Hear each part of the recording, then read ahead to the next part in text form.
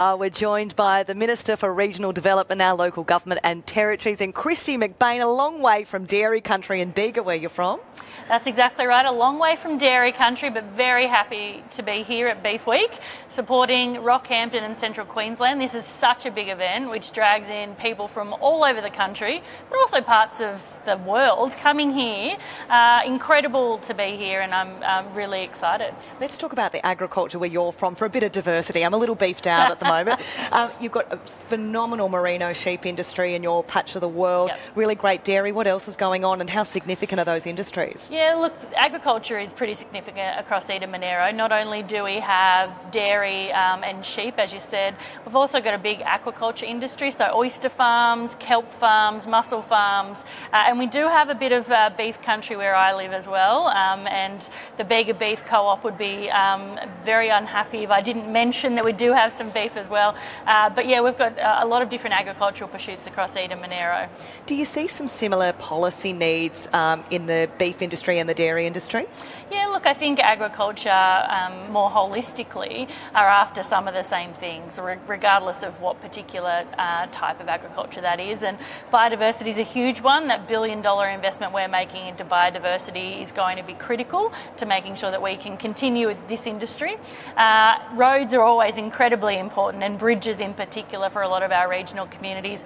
If you don't have a bridge strong enough to get a truck over it, to get produce and products out, that's incredibly disheartening for farmers. So making sure we've got really strong road connections is important for rural communities, and that's why doubling roads to recovery from $500 million a year to $1 billion a year will make such a difference to our regional communities.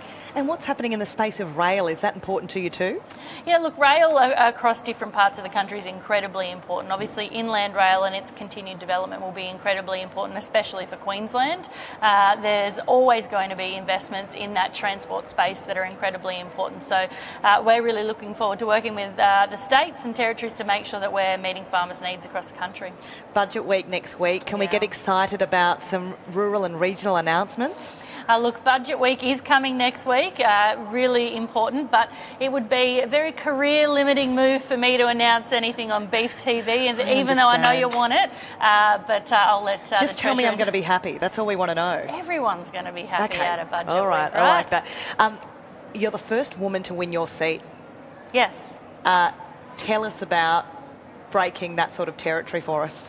Yeah, I think, so Eden Monaro is a foundation seat, one of the only ones still named after the area it's located in. I'm the 13th person to represent it, and the first woman, as you said. Only took us 120 years, but we got there, so that's incredibly lovely for me to be there. Kristy McBain, I'm sure you've heard about this. We are terrorising our pollies during beef with these questions, and it's time for you to play the Beef TV quiz. Are you ready? I'm ready. The challenge that you'll see here is that we have had some winners and losers so far in this game. Your responsibility is to not do worse than Little Proud.